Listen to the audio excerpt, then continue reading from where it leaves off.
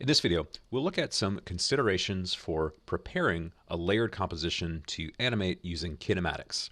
And this will work towards either forward kinematics or inverse kinematics. For the types of 2D animation we're doing, the considerations are fairly similar. So here I've got a composition that is inspired by Lotte Reiniger's The Adventures of Prince Ahmed. Fantastic film made using paper cutouts. But a lot of the same principles apply into working digitally with kinematics. So let's talk a little bit about how this file is set up. Now I'm working in Photoshop here. Pretty much the same principles are going to apply to working with Illustrator. We could also do a similar kind of layering structure right inside of After Effects. So really the way you create your layered file is up to you.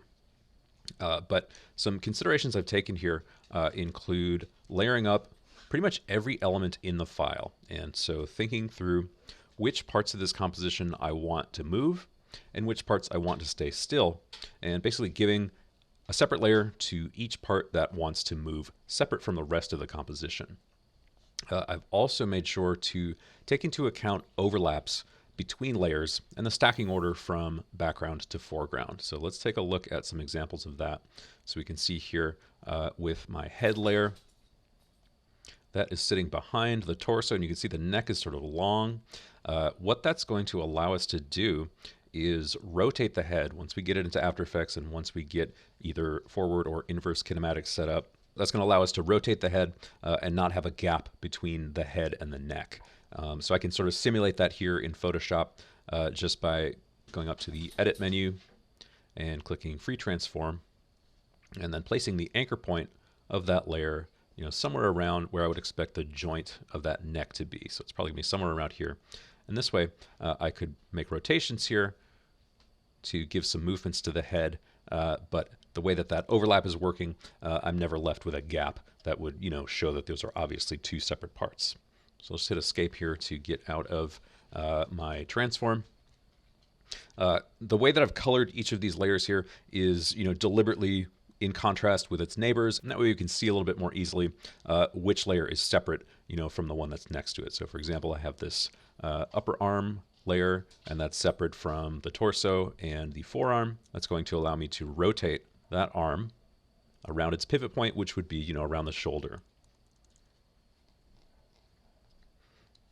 And the way that I'll plan to set this up when I get it into a kinematic chain is I'll be able to rotate both the upper arm as well as the forearm and the hand all as one unit.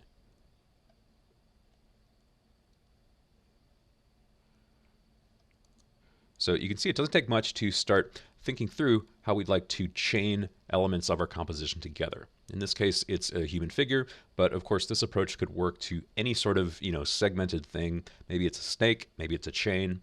It's really up to you and what you want to sort of show as an animator. I've also made sure to really clearly label each one of my layers, and that's going to make it much easier when I get it into After Effects to set up my kinematic system, again, whether it's forward kinematics or inverse kinematics.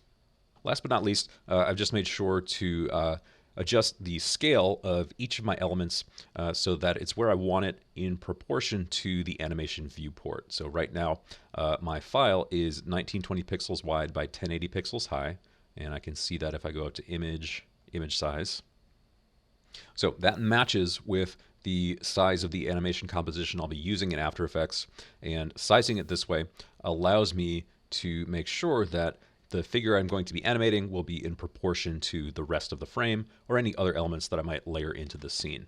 So with a little bit of planning ahead, it's pretty easy to set up a file, again, either in Photoshop or Illustrator or right inside of After Effects that's layered in a way that makes animating with kinematics much easier.